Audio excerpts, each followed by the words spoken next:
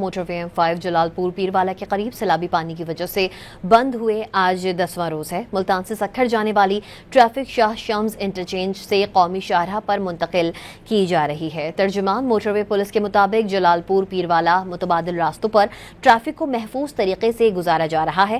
ملتان سے سکھر جانے والی ٹریفک شاہ شمس انٹرچینج سے قومی شاہراہ پر منتقل کی جا رہی ہے، جبکہ اوش شریف انٹرچینج سے دوبارہ موٹر وے M5 جوائن کیا جا سکتا ہے۔ ترجمان موٹر وے پولیس کے مطابق سکھر سے ملتان آنے والی ٹریفک بھی اوش شریف انٹرچینج سے قومی شاہراہ کے ذریعے رواں دواں ہے۔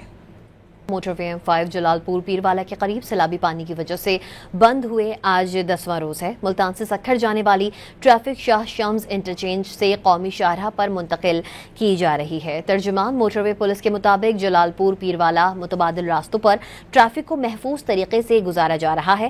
ملتان سے سکھر جانے والی ٹریفک شاہ شمس انٹرچینج سے قومی شاہراہ پر منتقل کی جا رہی ہے، جبکہ اوش شریف انٹرچینج سے دوبارہ موٹر وے M5 جوائن کیا جا سکتا ہے۔ ترجمان موٹر پولیس کے مطابق سکھر سے ملتان آنے والی ٹریفک بھی اوش شریف انٹرچینج سے قومی شاہراہ کے ذریعے رواں دواں ہے۔